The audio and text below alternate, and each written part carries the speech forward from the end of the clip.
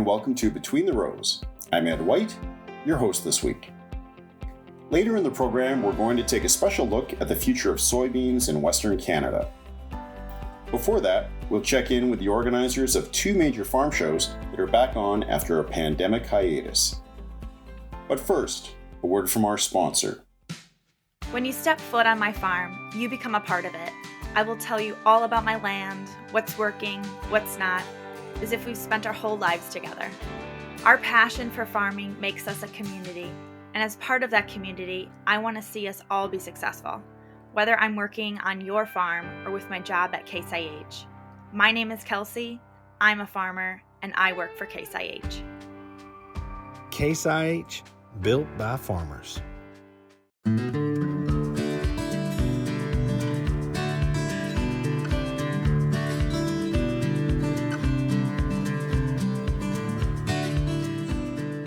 A highlight of many farmers' summers is attending the big farm shows that sprawl for acres outside or through multiple buildings indoors. Most of those have been suspended for 2 years, but now, with the pandemic winding down, they're back on. We caught up with a couple of big show organizers to see what it's like getting back to business.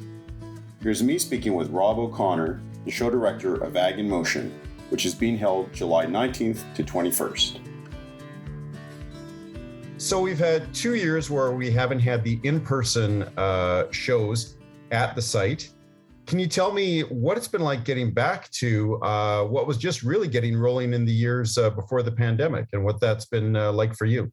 Yeah, Ed, it was quite an interesting experience not having Ag in Motion for 2 show cycles because the show had been becoming so popular and it was growing, and the exhibitors and the farmers who attended really did enjoy having that in-person experience.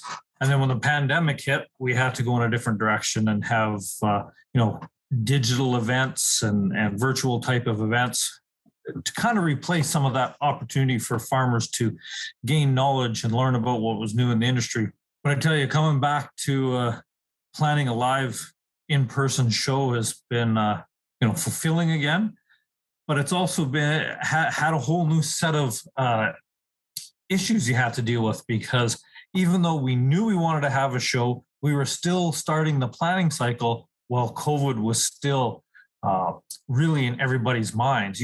We had a 4th wave in October, November, and December, and a 5th wave in January, February. And everybody, even though we all wanted to get together and have a show, we're still very concerned about, well, what happens if we get another wave, and what impact does that have on the opportunity for employers to let their employees come and attend an outdoor show again. So we had to work through all those questions, and then also we started having all these issues with supply chain problems, chips for tractors or parts for short line equipment. Were they going to be available? Were the end products going to be available for the farmers to use? So we had all those issues to get through. But I think, with the staff, the new staff that have come on board, all the companies who've been so loyal and the farmers who've been so loyal to the show have really given us a lot of enthusiasm and excitement. And the show right now looks very similar to 2019. Just about a week and a half ago, I received a report from our sales team that we have over 500 exhibitors at the show. And, our goal was to duplicate the size and importance of the show in 2019. And with some skepticism, I think there was a little bit of that in the background, but we strove for that goal, and it looks like we're going to hit it. And do you get the sense that after 2 years of being pretty cooped up, like most folks have been, and certainly farmers have experienced that too, that there's a really pent-up demand to get out there and get back amongst colleagues, among all the different companies and people from agriculture all over the piece? I think so. And one of the first indications that we had that the companies were really wanting to engage with farmers was the vast majority of our sponsors wanted to plan events at Ag in Motion where they could interact with the farmers. So it wasn't so much, let's stick a sign on a post and that's our sponsorship. What they wanted to do was to start having small events, pop-up or mini events as part of their full experience and display at Ag in Motion. So right now we have about 50 other events happening within Ag in Motion because the companies want to have that opportunity to say hello and see people face to face and shake their hands. And, you get to be intimately involved throughout it in all the buildup and the takedown. And then while it's in the full fury of it actually happening, what are you most looking forward to? Some of these breakfast events are so important because it's an opportunity for our exhibitors to bring farmers in for a breakfast speaking series, or whether it's the Ag Tech Breakfast, where new companies are launching their concepts and ideas to the show. After a 2-year hiatus, I think those breakfast events on the first day are going to be pretty exciting and important for me personally.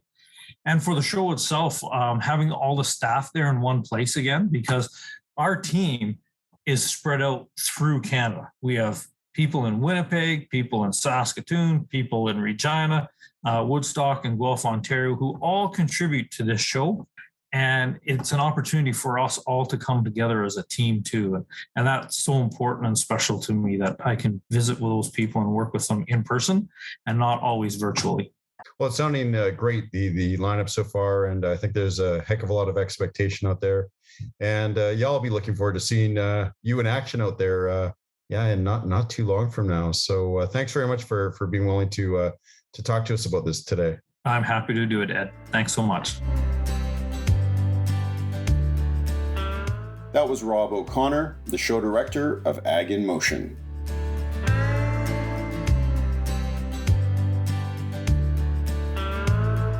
We also caught up with Shirley Chinesco of Canada's Farm Show as she scrambled around the show in the hours before it opened on June 21st.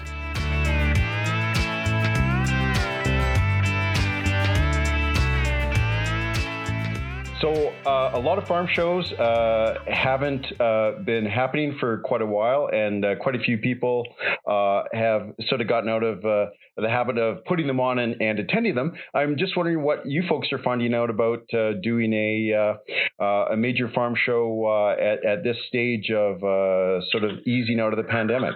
Well, our buildings are filling up with exhibitors. The anxiety is high here right now, so they're ready. I think they're all ready to be back. They're ready to see people face to face, and they're ready to do some business.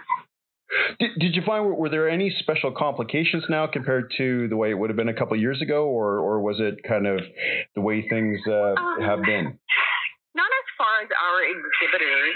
We do have a large international component at our show, and what's happening in Eastern Europe is impacting us, but there is still some limitations with some of our people coming from other countries due to the parameters around COVID. And how have you been dealing with those little wrinkles? Well, they've actually been going quite well. I'm amazed. I'm walking through a building right now, and I'm absolutely amazed at the scope of all the exhibits. So it's had a very little impact our way. It will not be noticeable to the public coming to our events that there's a few exhibitors that couldn't get across the line or didn't have staff. And what have you been hearing, so far from farmers in anticipation of attending the show? Well, our phones have been ringing off the hook this morning asking about our on-site parking because we're fully indoors right now. So we have lots of on-site parking, and there seems to be a lot of excitement out there from our farmers. And what kind of mood are you getting from farmers now? Most should have their crops in, and what kind of a mood is there out in sort of rural Western Canada? I think generally speaking, they're feeling really good about it, and I think it's going to be a great year for them. Well, that's great. Well, thanks for talking to us about this. I just wanted to get a sense of the anticipation as it all gets ready. Okay, you're very welcome. I'll see you at the show. Yeah, thanks for your time. Bye.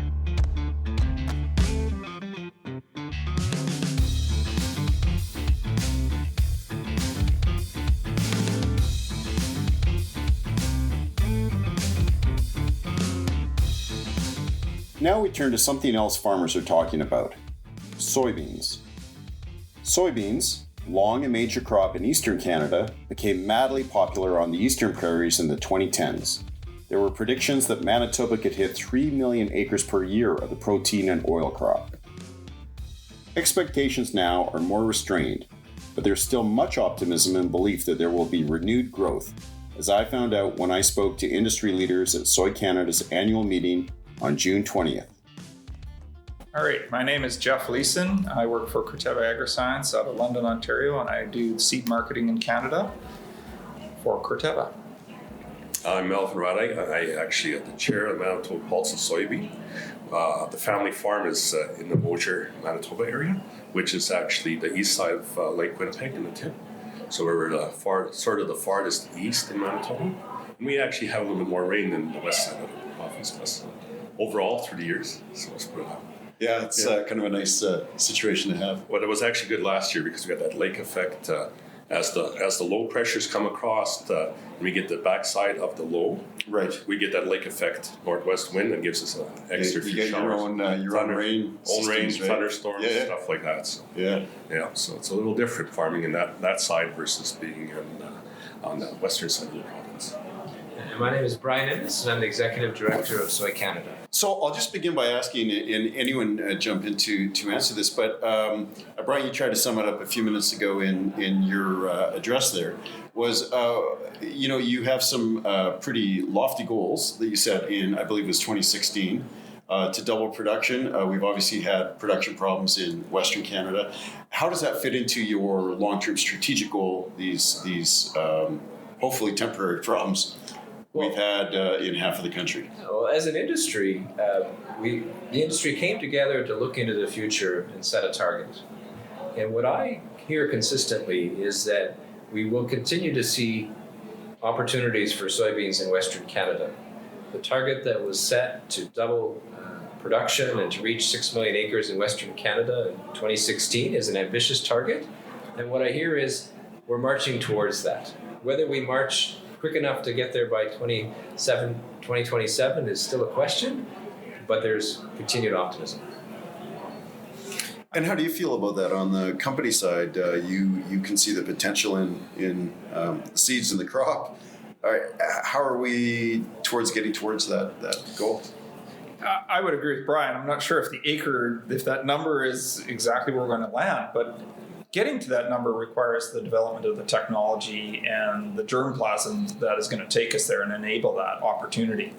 And that has been something that a lot of the seed developers that are involved in Western Canadian maturity of soybeans have been working towards, is getting to a point where the soybeans that we have available for producers to grow provide consistent yield results, that they've got more tolerance to some of the highs and the lows of moisture that comes along with Western Canadian production, making sure that maturity is early enough that we can get the beans finished when the falls tend to be a little bit shorter than in Ontario or in the US, for example.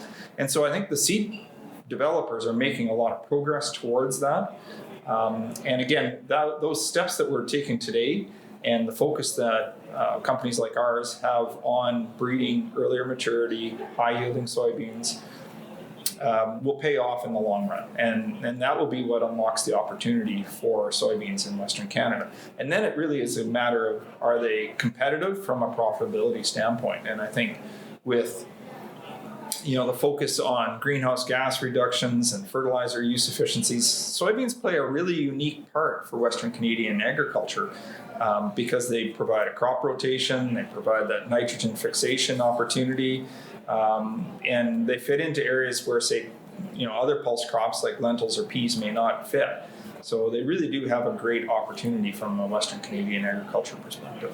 And it's quite a radically different growing environment, isn't it, on the eastern half and the western half in terms of, I guess, the volatility of the weather? Yes. And again, when soybeans were first moved into Manitoba and into Western Canada, the germplasm was adapted to here, but it wasn't bred here.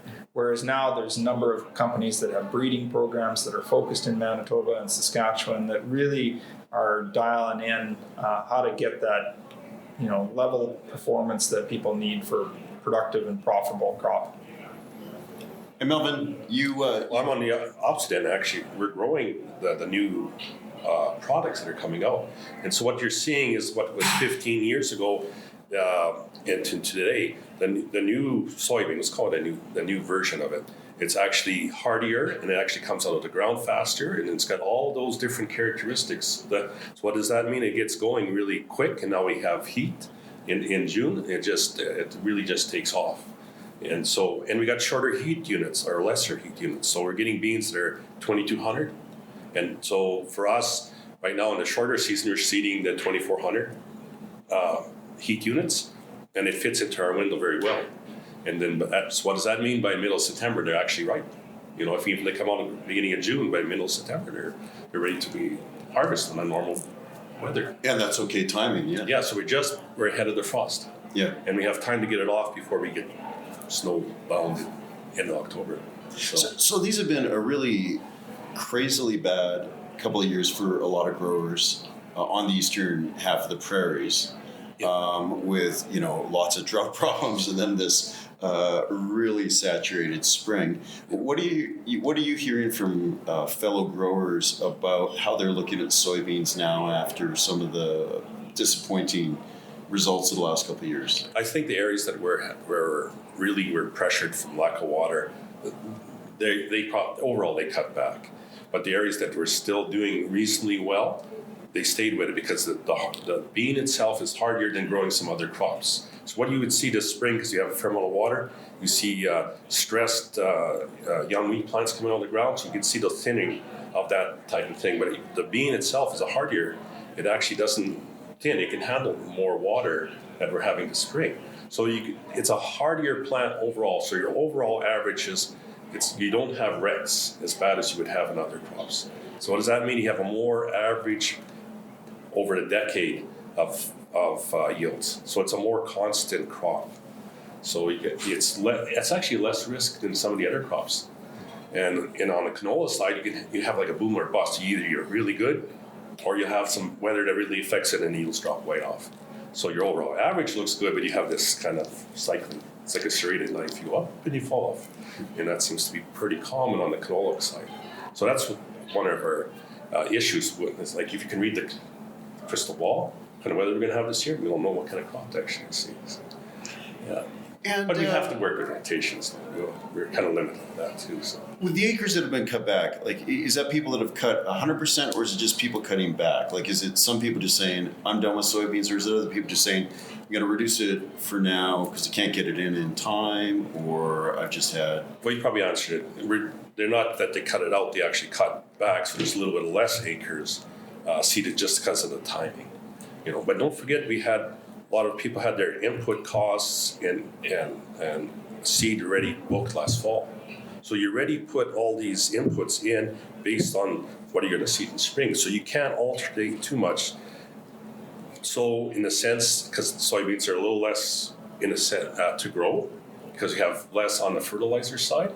So those beans actually still went in. But it was good that we actually had an extension today. A lot of beans went in the first week of June.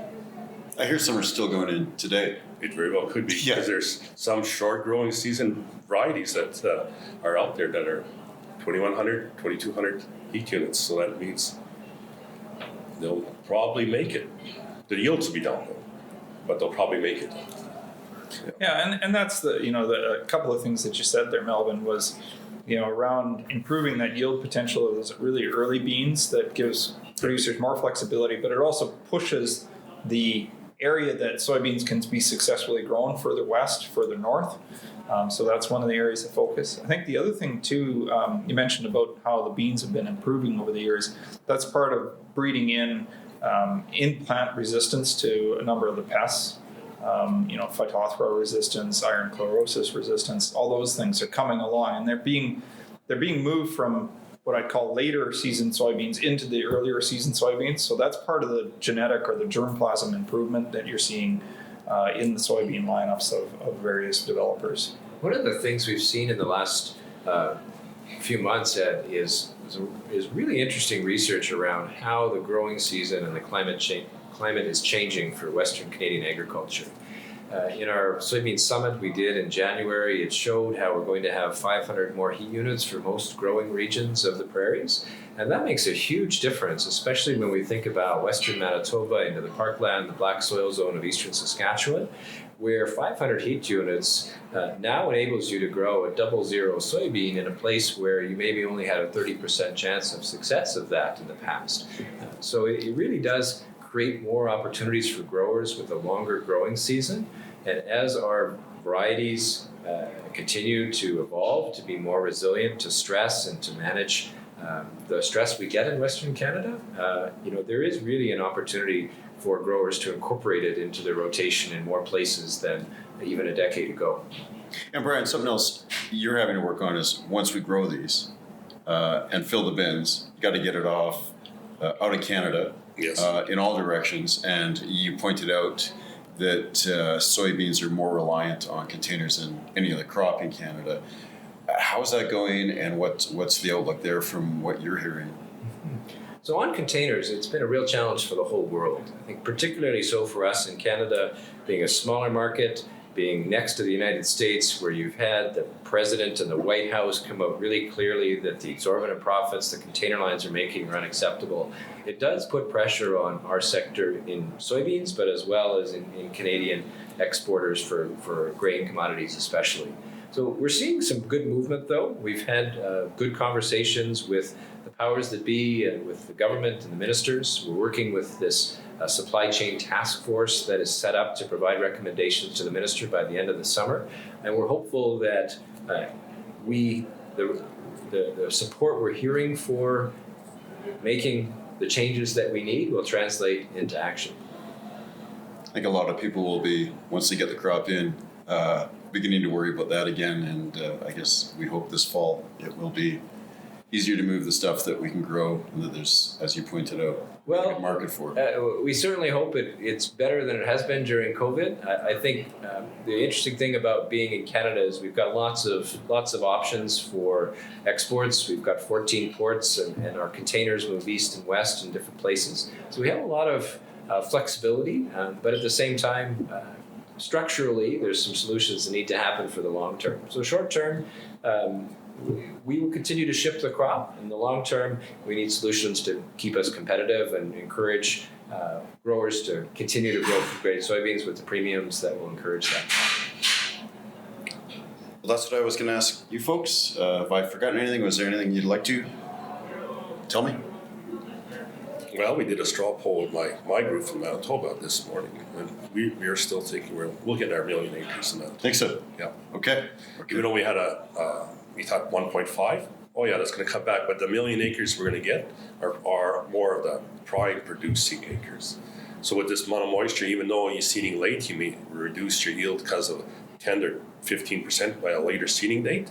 But with all that extra moisture, and it's going to be the prime, we'll produce our amount of beans we think we need to produce. Because they're out of the ground, they're looking really good, and we got a fair amount of heat coming in June here, so the beans will love it. So yeah. Well, that's great. It would be nice and to they see. really just need a rain and we got in August at some point in time. And to fill out at the very end. They're done. Yeah, we got enough moisture right now. They're all up, and we started off with between April 15 on the farm to the end of May. 12 inches of moisture that came in that 6-week period. That's our whole growing season in one shot. It's in the ground, we know that. And if it actually doesn't rain too much, those roots will go down, they'll find all that moisture. So. Yeah, and I guess there's room for it to go in because of the sort of lack last year. That's right. Yeah. And that water kind of leached into the soil and it's sitting there. So if we kind of get a little more drier on the summer now, we'll do really well. And then when it actually hits August, we need that finishing rate in August. So. Interesting. Hopefully it comes.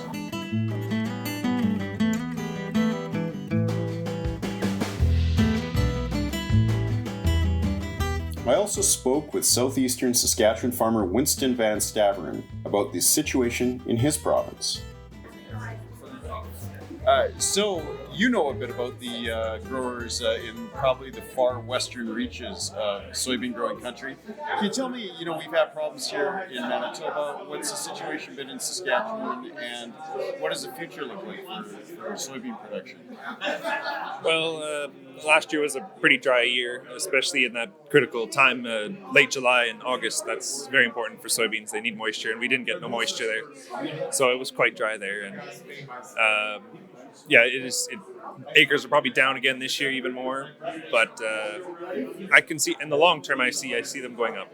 Yeah, so do you think, have growers been rattled by the problems we've had, or do people just see it as a bad year? How do growers look at that? People saw it as a bad year, but I think it's been a few consistent years of drier summers, and that's maybe caused a few to turn away from it. And right now, the prices for everything else is pretty good, with canola and lentils and durum wheat and wheat. They're all pretty good right now.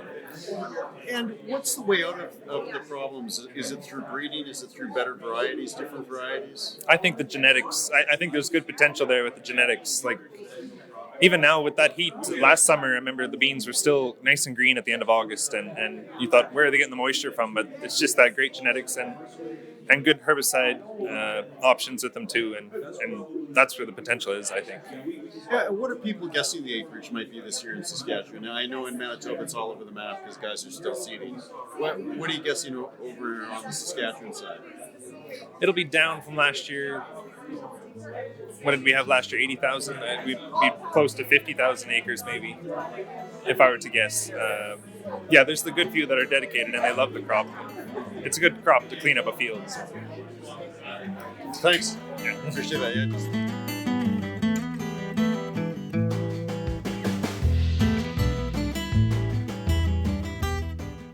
To Mark Jorgensen of Delmar Commodities, soybeans have a great future on the prairies.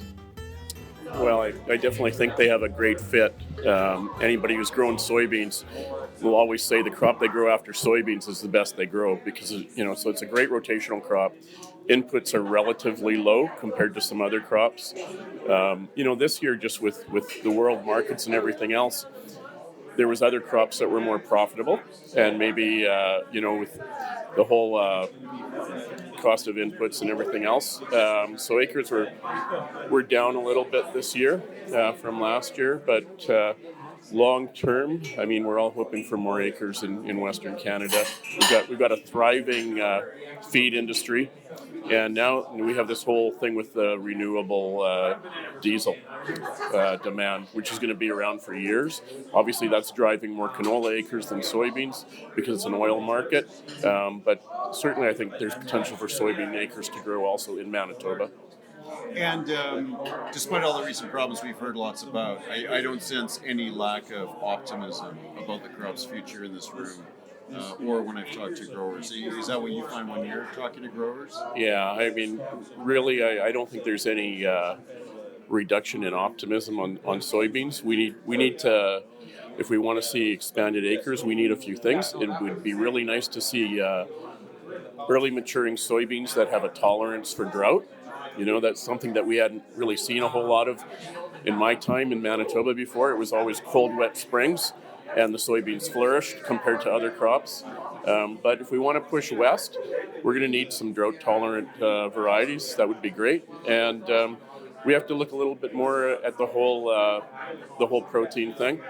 We're doing some studies in Manitoba right now looking at, is it just crude protein, or is it more to do with the whole protein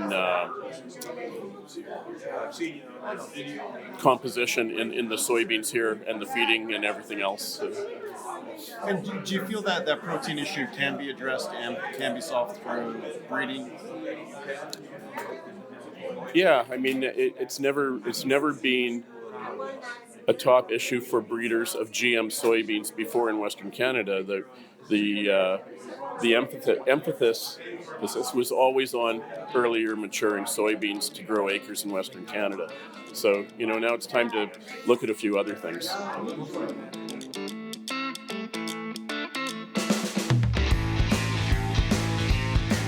That's all for this week.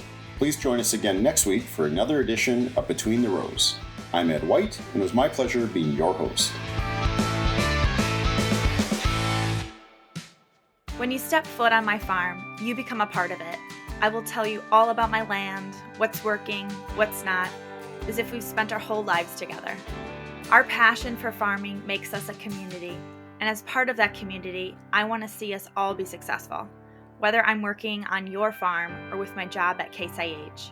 My name is Kelsey, I'm a farmer, and I work for Case IH. Case IH, built by farmers.